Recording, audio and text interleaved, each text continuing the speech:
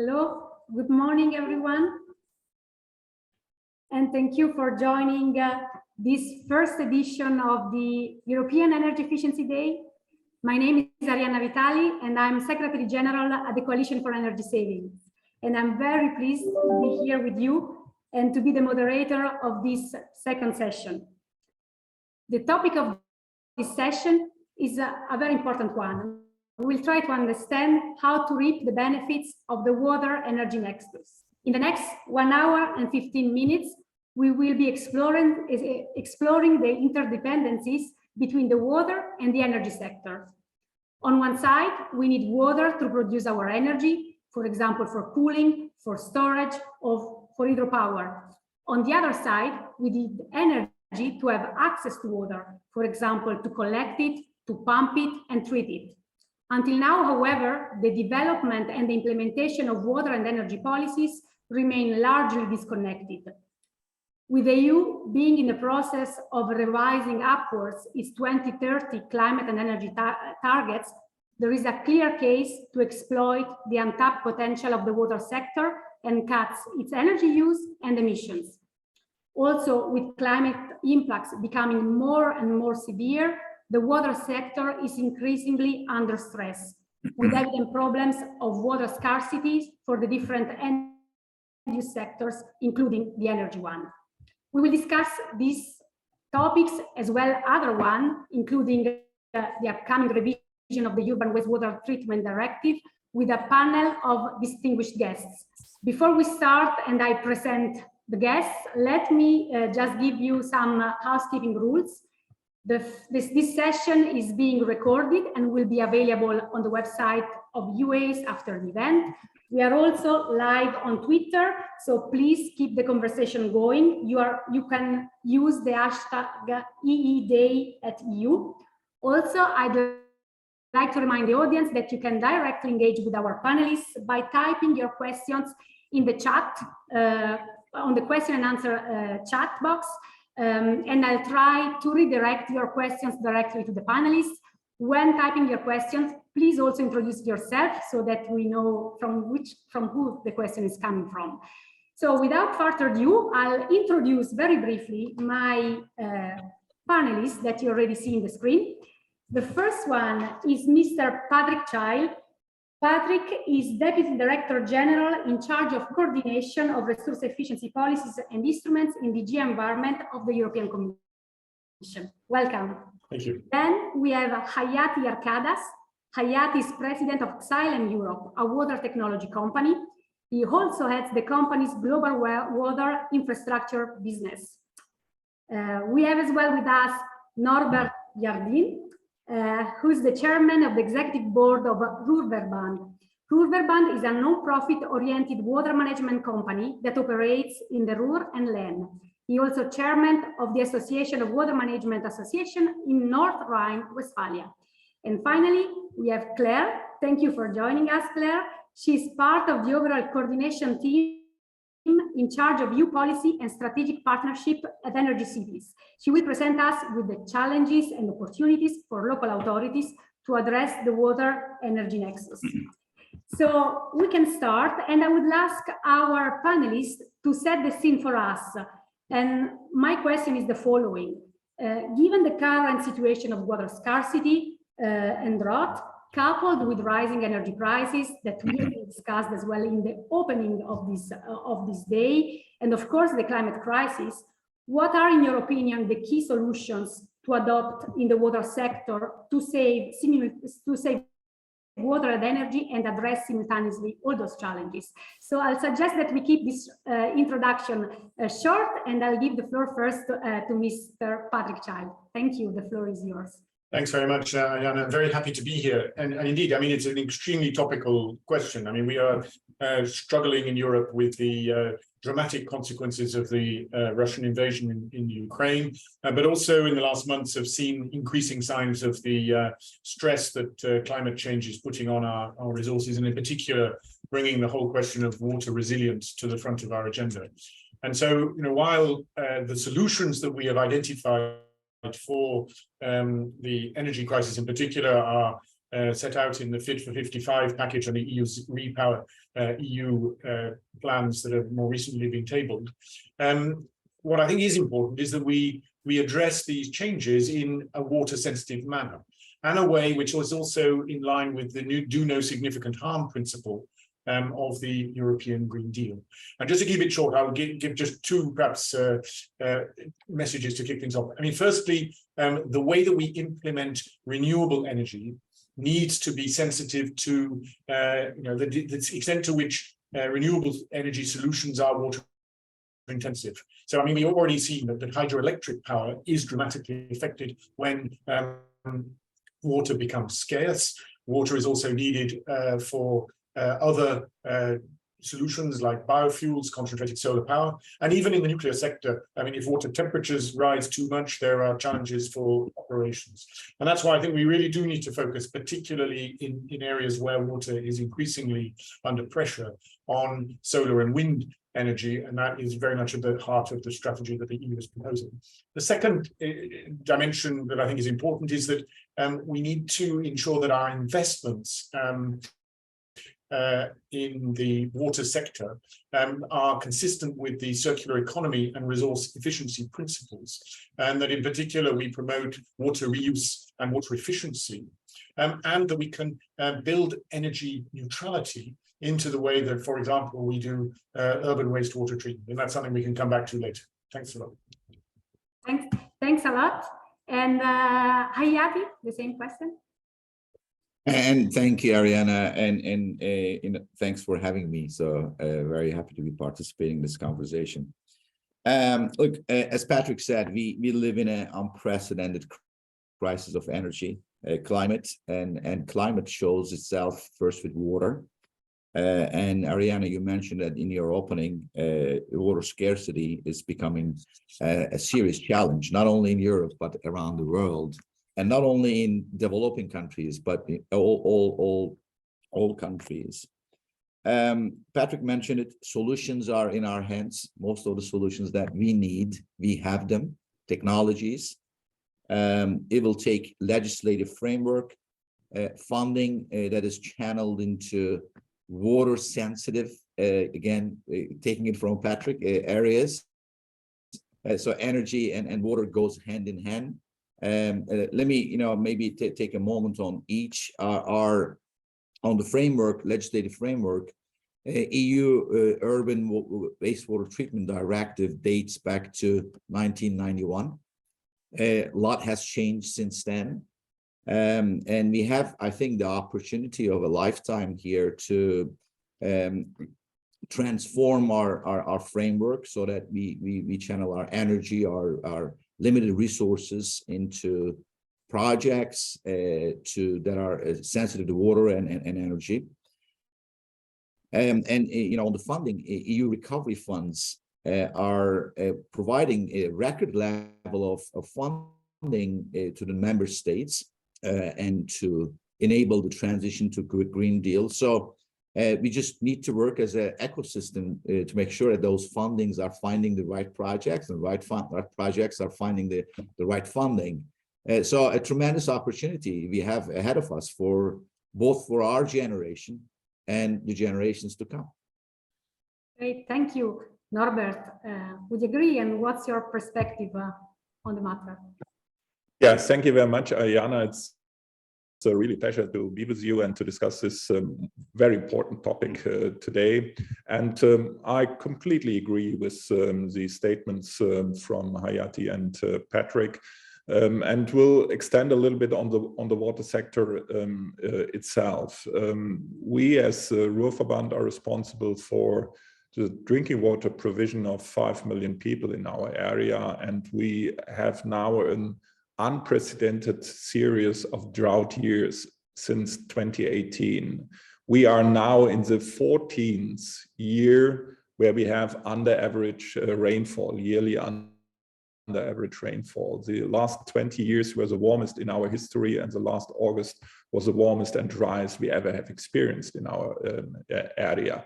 So that means climate change has already effects on the water supply in our area, and all water utilities are now on the way to adapt to these consequences of climate change. And in the last year, we also have observed the other extreme of climate change with the flooding in our area in July 2021, and this was also a flooding with historic consequences. So adaptation to the consequences of climate change is now one of the top priorities on our agenda. And not only to cope with the droughts we observe, and Patrick has already mentioned some of the measures to be taken to cope with these challenges. And from our perspective, it's very much important to become more resilient to these climate changes, using more capabilities of natural reservoirs in order to cope with floodings, to save water, to reuse water. All these are priorities on every agenda of the water utilities. So this is not new for us. We are talking about years for in terms of adaptation to climate change. What is really new and now is also one of the top priorities for utilities is that we have also taken part in the mitigation of climate change, and to increase our ambition to become energy neutral and in the long run also climate neutral, not only in order to save energy for the sake of our customers, because we don't have to pay that much for buying electricity, but also to take part in the movement to become climate neutral in Europe. Thanks. So and I think we can explore also this topic in the second question, in the second part, which I think will focus also on the solution. And I'd like to hear now finally from Claire, from local authorities' perspective that your association is representing. Thank you very much. Thank you also for the opportunity. And indeed, it's really this nexus is something that we have a little bit overlooked, and that really we should really invest much more on, because this is really the way to go. It's like having a more systemic approach at a territorial level is what will not maybe save us, but at least we need it. That's for sure. What I wanted to say about this introduction is first that indeed before the war, because now we are constantly, I mean, energy cities, we are basically really the experts more on energy issues. So we are looking at how cities can be an active actor in the energy system, and why it's so extremely important to empower cities to play that role. So now I think this basically there is no real need to convince anyone anymore. But what we have seen is that now energy is on every lips, and it's really always people do refer to the Russian invasion. But the first crisis in terms of energy prices occurred in Spain, not this summer, the summer before. And this was the beginning. And this is also why I think that Spain actually is a little bit more advanced in its own thinking, and is really advocating for new ways of looking at the energy market prices. And the reason why the prices have been really super high was very, very much linked also to add very much impact, on the way the water and the hydropower have been managed. Because it was so high, the price were so high, then the big energy suppliers decided, oh, this is great, I will have a lot of windfall profit if I just release all the water and produce a lot of electricity right now. So in the middle of the summer, they just really basically empty the entire water reservoir, and the entire hydroelectricity has been produced like beyond needs, and most importantly, without any kind of connection with the water needs for any other sector. So it has been a huge disaster, of which in terms of water, the Spain has not recovered at all, because this is really still an extreme problem. But you can see that actually you cannot just have the energy producer in one hand just deciding on what makes sense for them at that moment, without looking at the impact on the entire water sector. And this is what I think this is something that we always say that it's linked, but we often I don't think we see the scale of the links in between those two. The impact on prices and both going in both ways have been major. Yeah, thanks, Claire. And I think this is a really great example that shows how the water energy nexus has been overlooked, and what are really the impact of not addressing the use of these two resources at the same time. So I would like really now to go back to Patrick and ask, I mean, what have been the Commission challenges and efforts to trying to address the interdependencies between water and energy? So are you experimenting those challenges as well in your work, and how you try to solve them? Yeah, no, I mean, there's been of course a discussion around these topics for a while, and I think the European Union has been in the forefront of promoting better understanding between the linkages between water and energy. But as Claire was saying, I mean, I think the difficulty that we're facing is that in all of our national systems, water and energy systems have been developed, managed, and regulated largely independently. And so what we really need now, particularly as we are forced to confront both the crisis of water shortages and resilience, as well as the energy crisis, is a paradigm shift to bring these two things together. And so just to give a few examples, I mean, in our energy efficiency directive proposals, we are putting a lot of emphasis on the energy efficiency first principle, which then we hope will benefit both the energy and the water sector by promoting a more joined up thinking on cost-effective energy efficiency solutions that also work. The new drinking water directive that we are proposing includes specific provisions on reducing water leakages and water losses, which are huge, as we know, but which could potentially then also generate significant energy and electricity savings of up to 30% in the water sector.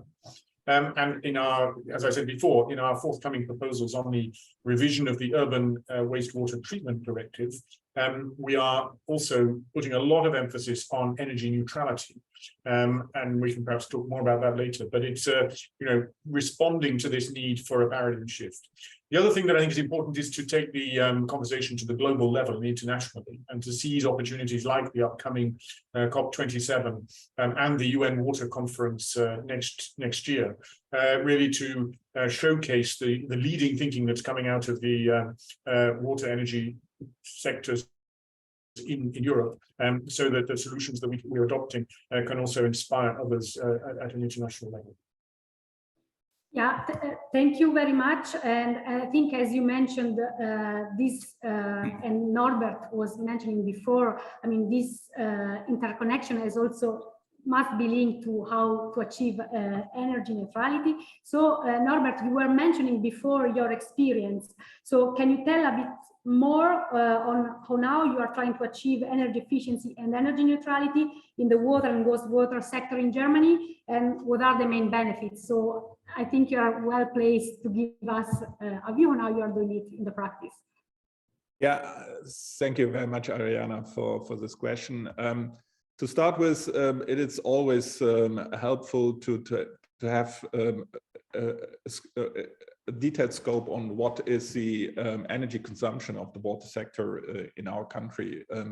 With regard to wastewater treatment plants, which are the largest consumer of electricity in our country, we have a consumption consumption of some 4 terawatt hours per year, which is 0.7% of the total electricity consumption in our country. So the share of wastewater treatment plants on the overall electricity consumption is not that high.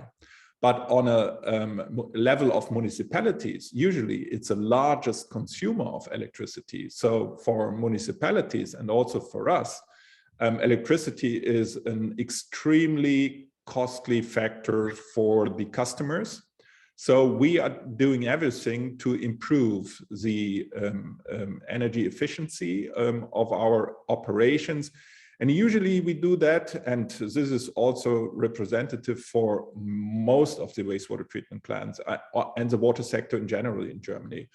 The one pillar is that we increase the amount of renewable energy which we produce by ourselves. So on wastewater treatment plants, the classical approach is to use the biogas from the digestion of sewage sludge and to produce electricity out of the biogas. This is also something we do in our utility, and we can cope with this, or we can produce some 60% of our total energy by biogas production. We using for our utility 100 terawatt hours, 100 gigawatt hours per year, and 60% of that can be produced by ourselves with biogas. We use also photovoltaic, so solar power, and also hydropower. And we have an internal goal that by 2024, we are becoming energy neutral.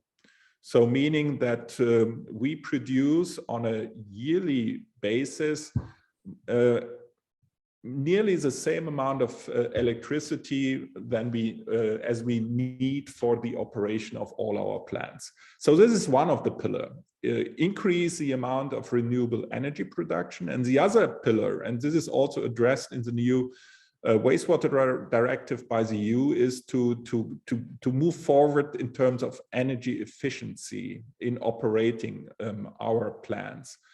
This has been established in our country now for years. So every operator of water treatment and wastewater treatment plants is asked and does that also to perform energy analysis, energy audits on every single treatment plant, and to implement measures to improve the energy efficiency. So speaking for the general water sector, these are the two pillars. One is increase the amount of renewable energy by ourselves using the possibilities we have, and they are different. And the other pillar is to improve the energy efficiency in the operation of the treatment plants. Thanks, which I guess is very also in line with the energy transition in all other sectors, that shows how renewables and energy efficiency works in synergies to reduce emissions and achieve climate neutrality. And this was precisely as well the topic that was addressed in the opening session with Mr. Franz Timmermans. I wanted to go back to Hayati. You mentioned at the beginning of your intervention that actually to take the most of this water energy nexus, you need both the regulatory framework and the technologies. I think we can go to technologies later, but before, I'd like to know more about how do you see that the regulatory framework could help you in that direction as a company? Look, we have a tremendous opportunity ahead of us here to connect water and energy that is already connected, but create a framework that makes that connection a real connection about which we can take actions. We say always, I use that expression very often, that what gets measured gets done. Okay, so we have an opportunity here to go and put specific energy efficiency targets for water utilities, particularly, as Norbert said, wastewater treatment plants that are the major consumers of energy in the whole water network. For example, starting from a certain size of wastewater treatment plants, say above 10,000 people equivalent. We have an opportunity to put overall greenhouse gas emissions targets for starting from larger mid-size water utilities for a certain date, 2035, 2040, but with annual targets that can be followed up and delivered on. And I think on the greenhouse gas emissions, we should not ignore nitrous oxides from water utilities. It's not only CO2, it is also NOx emissions that are critical. So I'm sure that's very close to Norbert's heart and mine. I know he's done a lot of work on that. Look, Patrick mentioned that the revised drinking water directive is a great example.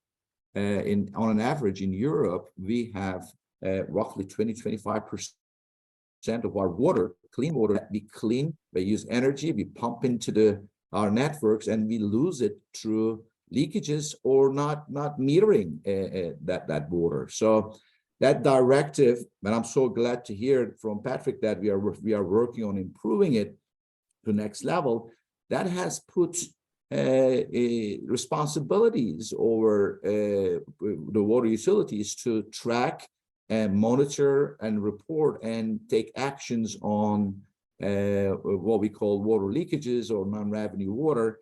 So here's a great opportunity with the wastewater directive to take that to the next level and bring energy and water that is already connected in real life, but also on the framework, legislative framework connected.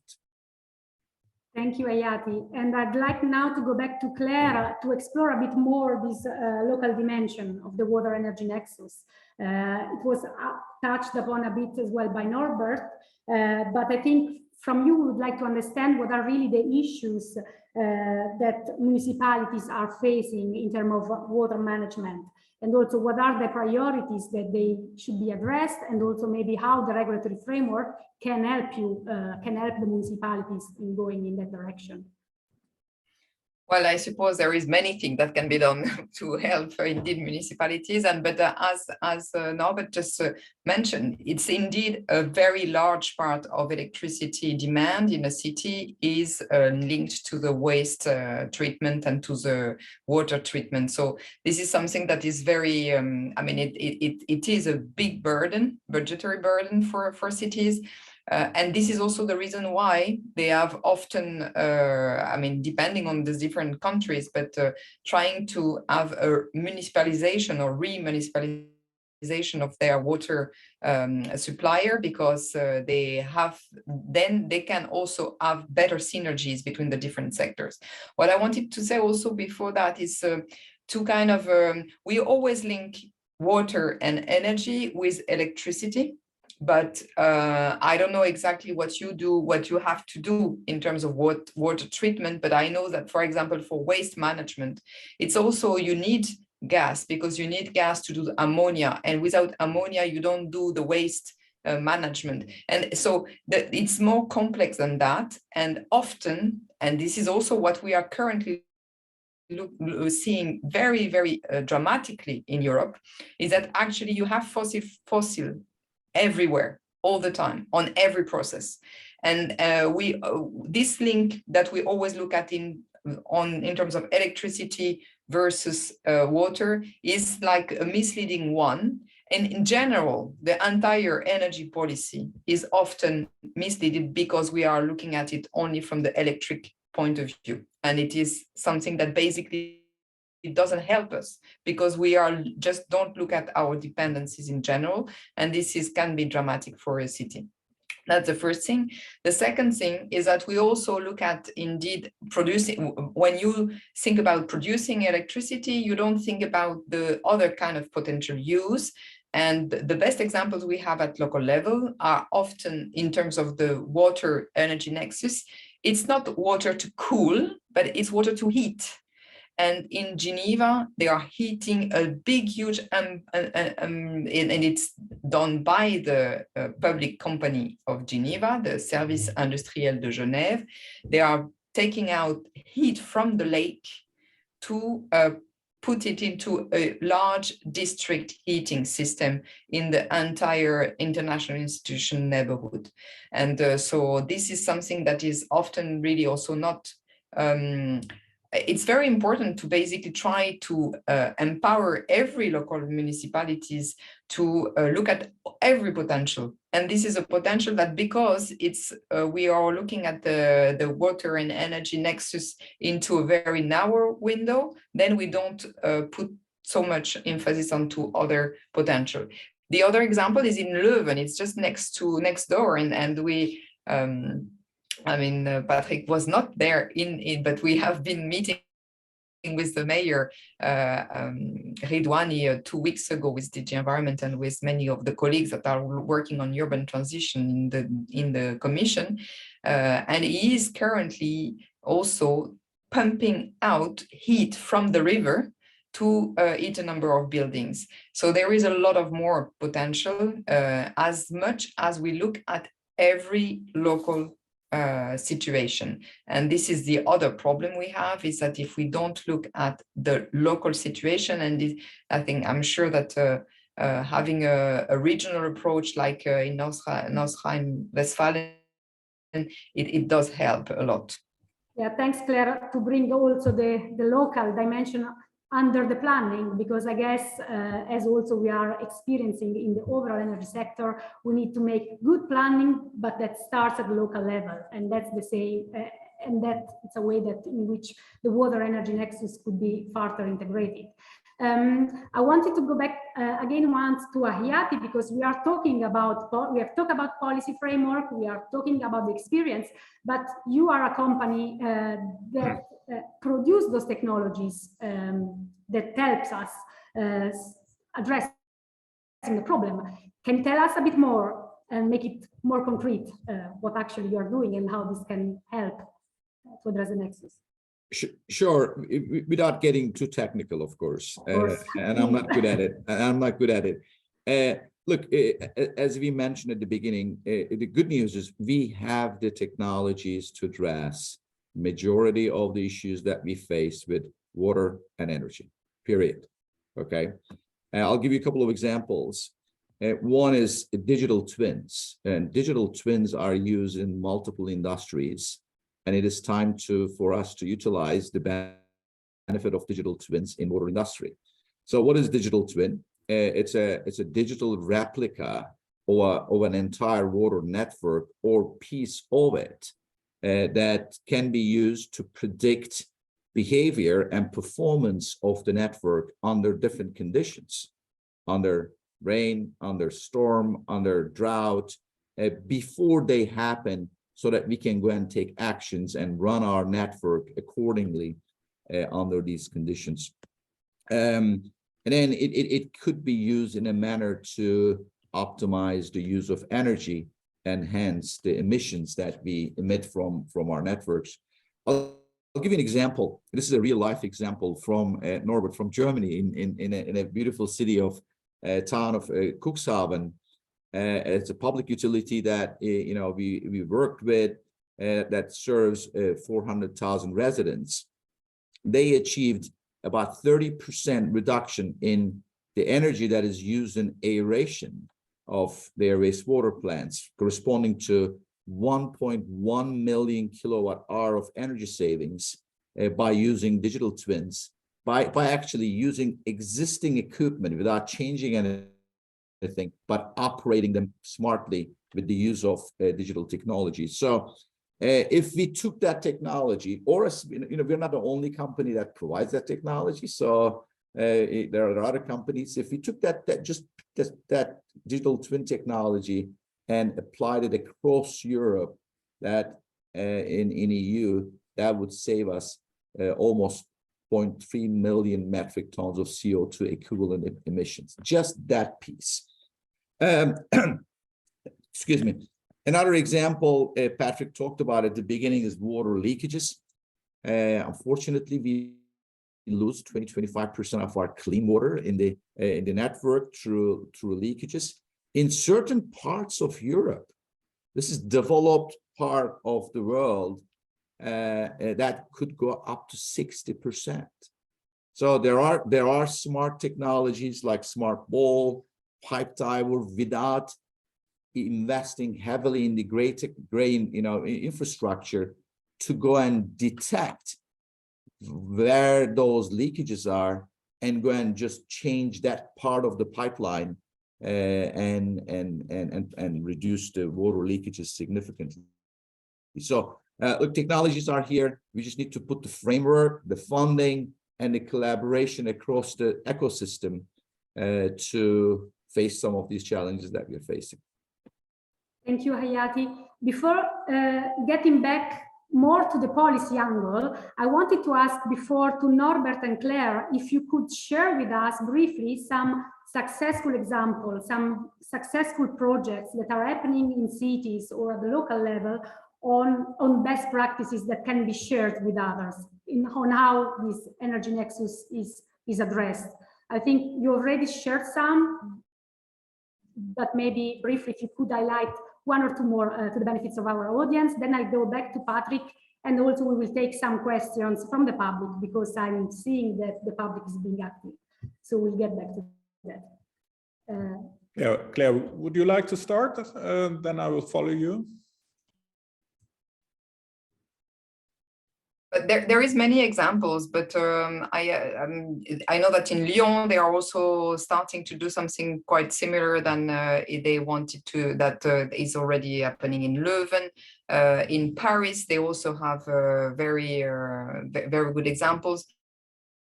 I think mostly, basically, if the city is big enough or extremely innovative like Leuven, because it's not that they are big, but it's just that they are extremely ambitious in general and they have a vision of the city, then because it requires technical expertise. So it's basically one of the only, I think, otherwise we really need to go on to the policy side, but in terms of good practice, it's you need a good expertise, and you need to also have the good governance at local level on those companies that are delivering you the water and energy supply. So this is in Paris. What is extremely interesting is that because now they have the municipal, it's a municipal company. They have done very interesting partnerships with super far away. I mean, they are also responsible for managing part of where the water comes from in Paris. So it's the entire river Seine that they have, Seine, that they also have to manage, and they have developed partnerships with farmers in the south, and downwards the river, or upwards the rivers, sorry, and they with that they have also managed to improve their direct food supply. So they have passed long-term partnerships with those farmers so that they can supply the canteens and the hospitals in Paris. So the management of the resources. This is what I would like to really see, is how we can also use the forthcoming debates on water management to really try to completely change the entire approach on our resource management and how we can involve the local needs. I mean, how we can answer local needs only, basically. Thanks, Claire. Norbert, the floor is yours. Let's try to keep it brief to keep the discussion going and to go back to Patrick and then to the public. Thanks. Yeah, I will build on that, and to give you one concrete example from our country, and I'm very glad that DG Environment has taken that example also now in the draft of the new wastewater treatment directive, that we are performing on our wastewater treatment plants now for years energy audits consequently, and as a result of these energy audits, we look very detailed on every single treatment step, and tried to compare what is our consumption of electricity with operating this treatment step compared to an ideal value, which is written down in some working sheets we have produced in Germany over the years, and then to identify measures to improve the energy efficiency, for example, in aerating activated sludge basins, in pumping the wastewater, and so on and so forth. And with that, for example, in our utility, we build up a list of measures to improve energy efficiency. And for each measure, we calculate a cost-benefit ratio. And I can tell you then from one year to the other, starting with, let's say, 100 measures which have a positive benefit to cost ratio, now we are at several hundreds of measures due to the increase of prices of electricities. So performing energy audits is a very simple systematic approach for every plant operator. There are throughout Europe numerous examples how to perform these audits, and this is the first step in improving the energy efficiency. And what we are now systematically are doing is that we change the process configurations of our wastewater treatment plants. This is a long-term program, and we have started with our largest plants in which we have changed the aerobic treatment process configuration, and now we are moving from one plant to the other. We are operating 65 wastewater treatment plants, and we started with our second largest plant, and we are now for a couple of years energy neutral on this treatment plant. So we are producing more energy on this treatment plant than we need for operating the treatment plant. And this is 10% more electricity we produce than we need on the treatment plant. And this is a classical example that it is possible, especially on larger plants, to become very easily energy neutral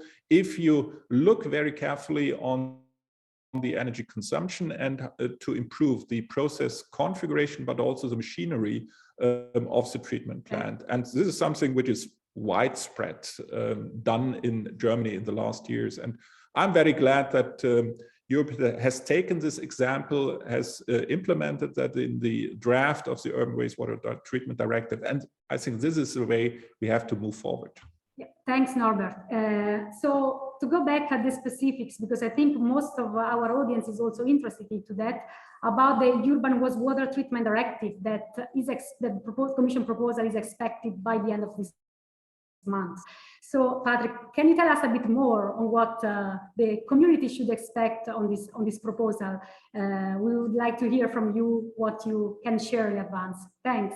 Yeah, thanks very much, Ariana. And I'm extremely happy to hear all that Norbert has shared with us, and also the very rich examples from Claire of different sort of local solutions, because we are going exactly in the direction that Norbert is proposing. I mean, we share his starting point that overall about 1% of energy in the EU is used in the wastewater sector, but we see quite big differences in individual countries and individual plants on the extent to which they are able to deliver energy neutrality, with some very good examples, as Norbert has said, where actually there is a net energy production from some plants, but others which are more challenged.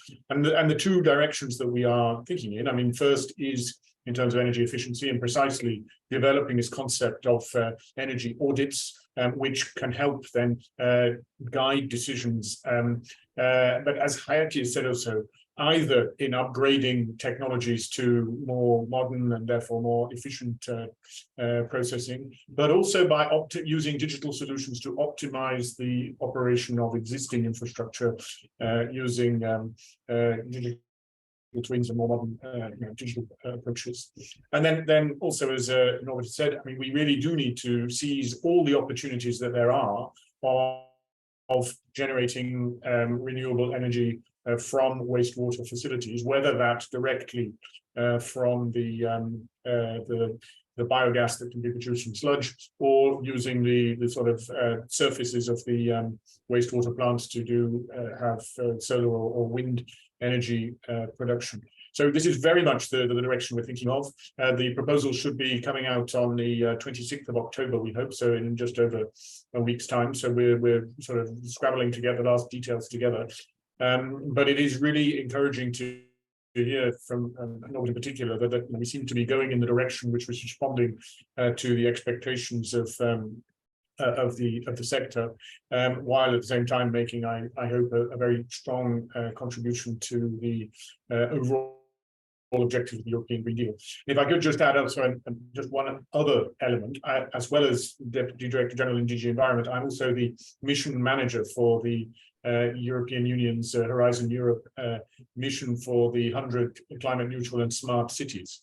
And in that connection, I've been working a lot with representatives of cities and local authorities who are precisely addressing this sort of challenge of how to manage the water system in all its dimensions in an increasingly energy efficient way as part of their overall decarbonisation strategy.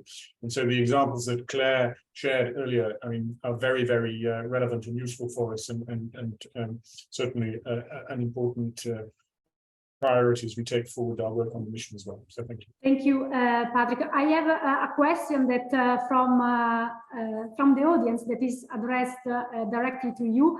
It's an anonymous attendee that makes a bit of a more provocative questions, but I think it's still helpful to hear your reply. So he or she is asking that to fully exploit the water energy nexus potential is also necessary to go beyond a silo approach in the Commission. So the person would like to know how you are taking this water energy nexus, the discussion, how you are discussing in between DGs. So is DG Environment coordinating closely with, for example, DG Energy, DG Regio, DG Clima? Absolutely. No. I mean, it is very, very important. And it's an important, I mean, it's a challenge that any public administration faces. And I think that with the European Green Deal and the leadership that we have from Executive Vice President Timmermans, who we heard from earlier this morning, we have a real opportunity to bring together the different moving parts in our Green Deal agenda, and the work we've been doing on the impact assessment for the revision of the Urban Wastewater Treatment Directive, and more generally on the water energy nexus, is really a joined up collective effort from DG Environment, DG Clima, DG Ener, as you've said, as well as our regional policy colleagues. And we also work with other DGs and DG Agri, and many others too. But it is important that this joined up thinking feeds through into the member states as well.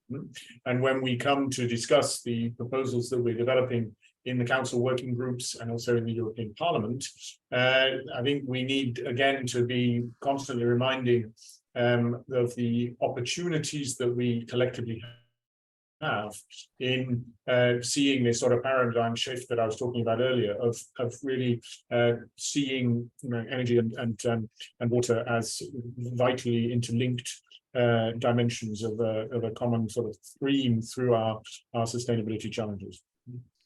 Jana, may I? Yeah, of course, please go ahead. This discussion with a question to Patrick. We talked a lot about the Urban Wastewater Treatment Directive, but there are a couple of other directives affecting the water sector. One directive is the directive restructuring the union framework for the taxation of energy products and electricity. And since this year, there was a national taxation in Germany that gives some advantages for the water sector when they produce renewable energy. So they have reduced taxation we as a utility have reduced taxation when we use renewable energy on our plants. From the directive, I understand that this will not be any longer possible on the national level. And I'm interested and curious, what is the strategy behind that? And is there a way to have such an advantage of producing renewable energy and use that on the own plants by having reduced taxation on this production?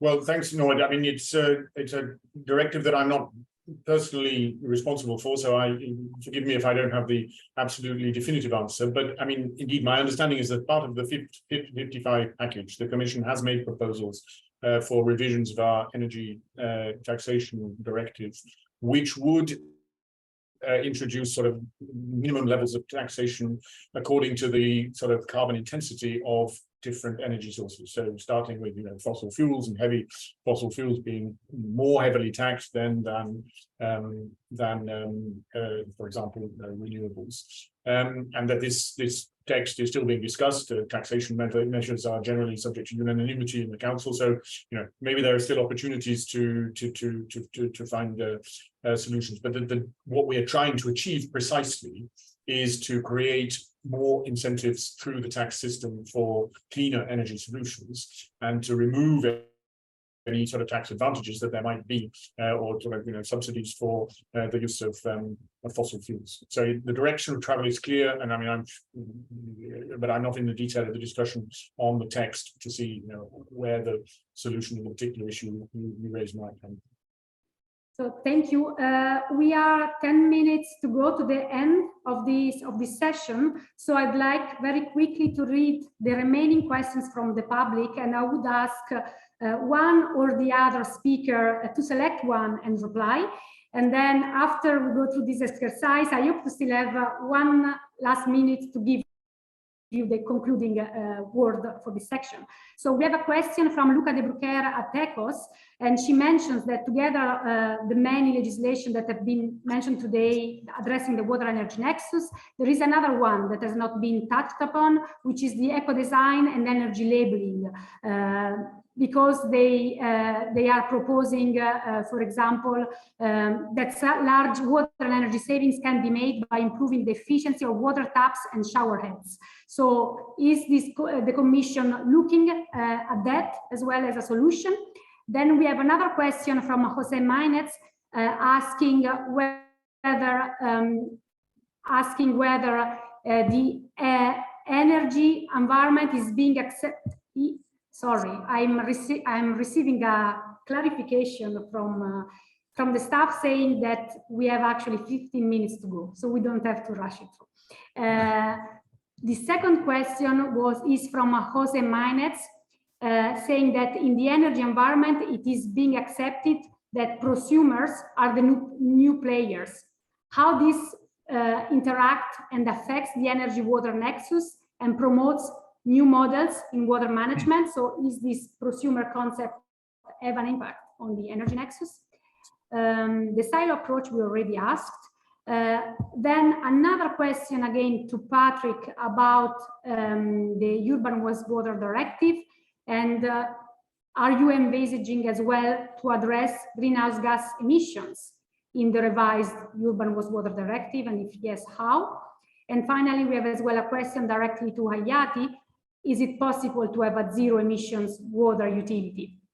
So I'll maybe give the floor first again to Patrick, and then to Hayati and the others to reply to some of the questions. So Patrick, you had a question, for example, on the greenhouse gas emissions and on the eco-design and labeling, if you want to take it up. Absolutely. No, those I think are the two questions that are the most relevant for me. So on the question about greenhouse gas emissions in the Urban Wastewater Treatment Directive, the answer is no. We believe that the effort sharing regulation, which is again part of the Fit 55 package, which addresses the setting of national targets for greenhouse gas emissions in different sectors covered by that legislation, that we should not then be duplicating that with parallel provisions in the Urban Wastewater Treatment Directive. And this is something that we carefully looked at when we were thinking about the scope of the proposals earlier in the year. And it's also addressed in the impact assessment that you will see when we publish the proposal and come out at the same time. On the eco-design and energy labeling, I mean, this is indeed an important sort of building block in our delivery of the of the overall strategy for the circular economy. The proposals that the Commission adopted in March of this year are intended to set a sort of general framework and sort of principles of how the circular economy should operate, building to some extent on the philosophy that we've already adopted in the batteries regulation, which was presented by the Commission a couple of years ago. On things like recycled content, on things like collection targets, as well as making sure that the products can be recycled and reused as much as possible and prolonging their life. And the way we will proceed is that once this sort of framework directive is adopted and in place, we will then develop specific implementing provisions for different sectors, because of course different sectors are very different. So we started with a textile strategy that was presented at the same time as the sort of framework proposal, and we will be consulting later this year on other sectors that we might include. So, I mean, the specific question of the shower heads and tap design, I mean, maybe will come one day as part of some building or construction elements, but there will be opportunities for dialogue with industry to see where the priority should be, and certainly we'd be happy to take that discussion forward. Thanks a lot. Very clear. So I would go then directly to Hayati, and you had a question from the public: whether is it possible to have a zero emissions water utility? The answer is yes. With existing technologies we've got in our hand, we can reduce today more than half of greenhouse gas emissions, both process and the network in Europe. A couple of suggestions maybe here, on the how. We need to focus on the existing infrastructure we have. That is the fastest that we can go and improve, and employ digital smart technologies that are developed in our hands, that are used in multiple other industries already. And we need to bring that to the water industry and energy industry. There are amazing examples. I mean, Norbert is a representative of, Ruhr Verband, a great example of a collection of public utilities that have already embarked on that journey, and with very ambitious commitments that they are delivering on. This is an industry that we can learn from each other and collaborate, because there are amazing examples. It will take collaboration across the ecosystem to drive that commitment to net zero. It is possible, and we can do it. Very clear, I think. Claire, do you want to take up any of the questions, or? Yes, I think well, 2 points. The first one is that the energy efficiency and the energy efficiency of appliances and the fact that we can become climate neutral doesn't answer all the questions. And the first question that we have not put on the table is how to look at resources in a much more comprehensive way and to save it. So it's really like, before to do any efficiency, that's energy efficiency for me was a motto for the ante 2020 energy policy. The after 2020 energy policy are about reducing our needs, full point. This is what the Russians are telling us. This is what the summer have told us about water. And this is not on the debate. I haven't heard anyone about really rethinking our needs. For example, that means really to look at the system. It's not possible that we continue to treat water to just then waste that water into the pipes or waste the water into flushing our toilets. So we would need to rethink our use of energy and our use of water. That's the first thing. And then I always have dreamt, that's my second message, I really dream to have a better understanding on how the water is often, because it is a very specific resource, it is managed in other ways. Like the Dutch have water boards, and the water boards, it's an outside election, it's outside politicians, it's outside the government, it's outside everything. It's something different because it's a joint resource everyone needs, and because of the flaws and because of many things that are particularly in Netherlands, But this is a governance on resource at a territorial level, because this is what it needs. And water needs that. Water have that with all the rivers. The rivers are jointly managed by different countries that are impacted by the rivers, that need the river. The river quality in the Rhine, for example, has a very specific treaty for it. So these resources is managed differently than anything else. And I think today we see that actually on energy, we need the same. We need a territorially based, outside any kind of other governance that are basically wrong in terms of not looking to the long term and not looking to the survival of the humanity. I'm a little bit too, maybe it's a little bit too much for a conclusion of this, but I believe that we deserve a complete revised energy governance, looking at what exists in water management and in water governance. And I think that I hope also that the directive on water management can help us to understand better what are the good governance models for resources that we all want, all need, affordable, clean, and which would put into as a first primary objective, which just use the only thing we need and nothing else. I guess that's a very sensible point. Also, I think in the efficiency community, we start first with saving energy. The energy don't need to avoid to go in that direction of overusing of these resources. And that's definitely true for water as well. Norbert, you wanted to pick up to any of the questions or make a comment on what you have just heard from the speakers, and then we can go back at other topics. Yeah, one of the questions was, is it possible that water utilities can become climate neutral? And we have declared in our strategic goals that we will aim to become climate neutral. And we have calculated our greenhouse gas footprint now regularly for 10 years.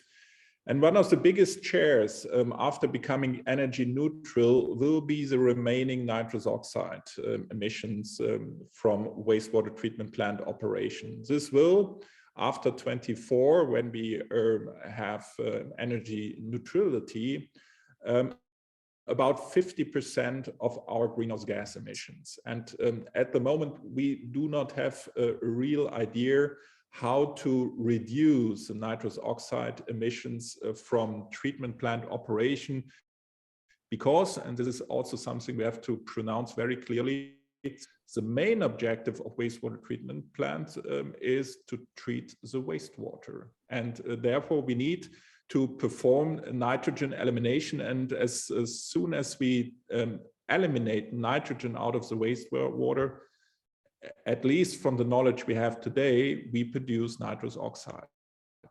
So the good news here is, and we have investigated that on one of our treatment plants, there is a more or less direct correlation between the degree of nitrogen elimination and the degree of nitrous oxide emissions. So the more nitrogen is eliminated on the treatment plant, the lower is the amount of nitrous oxide emissions. So this is one of the aimings we have now identified in order to improve the nitrogen elimination, and by that to reduce the amount of nitrous oxide emissions. So to be honest, it's a very ambitious goal and a real challenge to become climate neutral. But we have declared that this is one of our strategic goals in the next decade. And we are aiming for that, not knowing where we end at in 10 years, and if there is still a need to offset the remaining amount of greenhouse gas emissions. But I think this is something we owe the society, that we as water utilities have also identify ourselves with the greenhouse gas emission ambitions of the European Union. Thanks, Norbert. I saw that Patrick is nodding. Do you want to comment on that?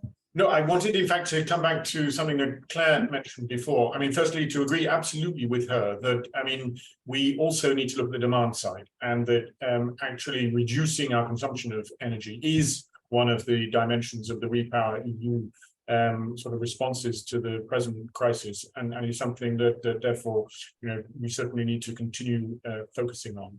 But I also wanted to come back to the question that was raised about prosumers, because I'd be very interested to hear what colleagues in the panel think about that, because the sort of emergence of the prosumer linked to the sort of a much more active engagement with citizens in delivering the different dimensions of the European Green Deal has been something that has got a lot of attention on the energy side, and in particular, local energy producing solutions, sharing energy in local communities.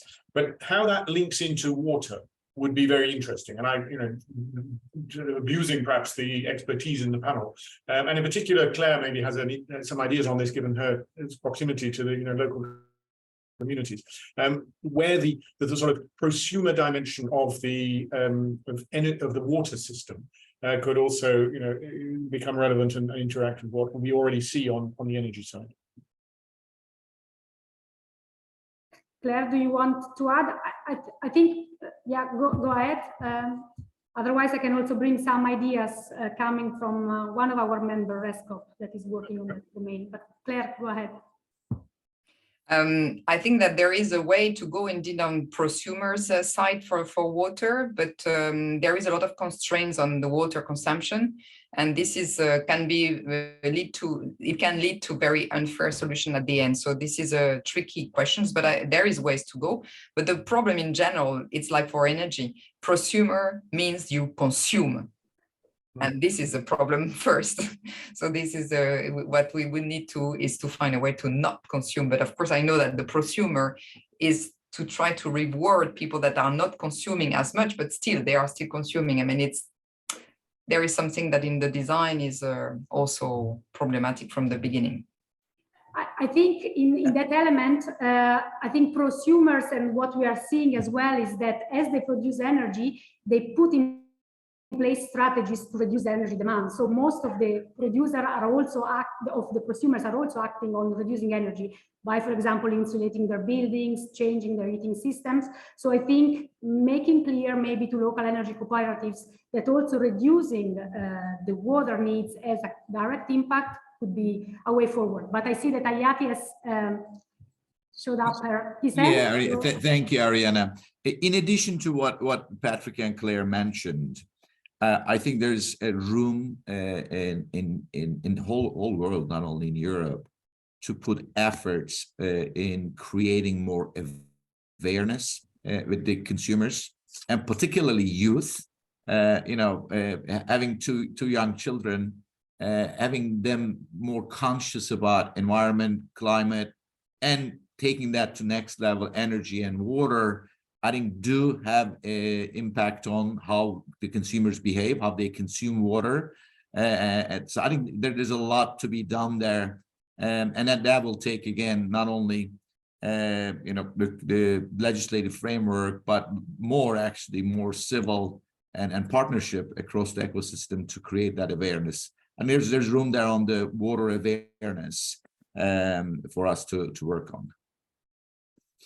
Thank you for your answer. I have as well a last question as well, maybe to address to all panelists, but it was, and mainly as well to Patrick again, and it was about the role of urban green infrastructure, such as, for example, green roofs to store rainwater and reduce pressure on water treatment plants. Are you considering that as well? As a part of your overall strategy? And then anybody else maybe can comment with short example, Claire or Norbert or also Ayati, if you are considering also this dimension of the green infrastructure in your consideration. No, well, thanks, Ariana. Absolutely. I mean, nature-based solutions in the sort of general sense, I mean, with particular application in urban contexts can be extremely valuable in helping us to manage the growing strains in our water system. I mean, there's some really good examples that I've seen in Copenhagen, for example, where following the awful floods that they had some years ago, they've introduced some, really light but effective natural solutions of greening of the urban landscape, so that there is a more sort of gradual runoff, and water is absorbed and stored, and it's similarly these solutions can be integrated into buildings as well. So absolutely, we strongly support that. I mean, I was previously also working in DG Research and Innovation, where we had, as part of our research program, really quite a lot of attention on what sort of new technologies and techniques can we bring into this nature-based solution space. So yes. Thank you. Anybody else would like to intervene on this point? Yeah, I can share some experience we made in our area. So we are located in the Ruhr area, which is one of the most densely populated areas in Europe, and we are heavily affected by the consequences of climate change in terms of water scarcities, droughts, but also floodings, heat pools in some parts of the cities. And we are running together with the municipalities, with the state ministry and the water utilities, a huge program for the next 10 years, spending 250 million euros in extending the green and blue infrastructure. So implementing natural-based solutions in order to store, to retain the water in the city, to increase the amount of evaporation in the city, to have some cooling effects in that area. So this is something which is a real urgent need to cope with the challenges of climate change. And this is something which has to be done, especially in urban areas. Maybe I can just share also, indeed, very shortly, indeed, every city currently, what they are starting to do, so the rewilding of the city is a big, huge trend, just because actually there is too much heat during the summer. So every city are just trying to see how they can put nature everywhere they can, and most importantly, to take out of concrete as much as possible from cities. And for that, the mission approach is great. The mission climate neutral cities approach is really good, because it helps to look at the different neighborhoods. Because as an example, very shortly, is that at home we have a family fight in between whether we would put solar panels or whether we would put green on our roof, and it's 2 against 2. So we have proposed to the CAT to vote, but it's not very clear what is the choice. And this is the problem, actually, because what happens is that it would make sense to have a joint approach at the neighborhood level, or just the manzana, the house with our neighbors, and then some can put the solar panel, and then someone can put the green. So this is where we absolutely need a really district approach, a city approach, and where I hope the mission can really help. Thank you. Ayati, do you want to add on to that? But of course, yeah. I know we're at time. Look, the great examples mentioned by my colleagues here. I want to just punctuate one thing I said earlier. It's going to take, legislation. We talked about funding, we talked about technologies, creating that awareness with public, where there is also a pull from the demand side is so important. Dear to my heart is the youth. I think engaging and enlisting youth to drive behavior of the parents, the previous generation, my generation, is going to help us to accelerate this journey to climate neutrality. Thank you, Ayati, for these encouraging words. To wrap up, I would like to ask you to tell the audience, tell me in 1 minute each, for example, what are the things that you have learned today the highlights of the discussion, or maybe something that you wanted really to tell to the audience, but you didn't get a question on, or you didn't have the chance of. So you have a bit of time to leave the audience with your key message, so that they go back and can think and engage further on this topic. And I would start with Norbert. Thanks, Ariana. I've learned, like in every panel discussion, a lot. And my take-home message here is every crisis has also the potential to become more efficient, in this case, in terms of energy usage. And I agree with Hayati. We have to raise awareness for what we can do, and we can do a lot in terms of energy savings. And we have to bring what we can do down to the street, do that, and move forward. And so therefore, I'm very glad that this kind of discussion takes place, that we are talking about the water and energy nexus, and this has to be continued day by day. Thank you, Norbert. Claire? Well, what I learned here is that we are all ready. So it's good. It's just like, let's start. Perfect. Hayati? Look, it's been a great conversation. So I learned a lot from my colleagues here. Number one, it is possible to get to net zero. We have majority of the technologies there. We have the will here. I think we have the opportunity of a lifetime here to make a huge impact, not only in Europe. This is not only a European conversation. What happens in Europe on energy and water, climate, is watched very, very closely with the wide rest of the world. So we have an opportunity of lifetime to lead here. So very appreciative of the conversations.